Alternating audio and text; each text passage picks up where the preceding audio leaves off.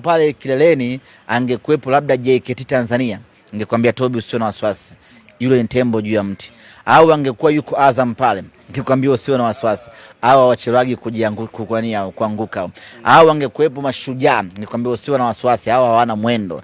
Au sijui TRA, ningekwambia Tobi endelea, anza maandalizi ya kushona suti ya ubingwa. Hao muda wote wanaanguka hapo. Lakini aliopo juu pale kwa pointi 2 ni mpinzani wetu halisi.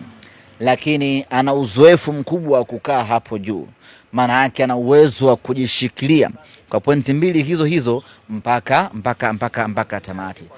Kwa misimu 5 amekaa hapo juu. Maana yake anajua namna gani ya kukaa juu kwenye msimamo wa ligi. Kwa hiyo tusichukulie poa. Ni mtu mwenye uzoefu, ni mtu ambaye ashakaa sana hapo, anajua namna gani ya kukaa hapo na namna gani ya kumaintain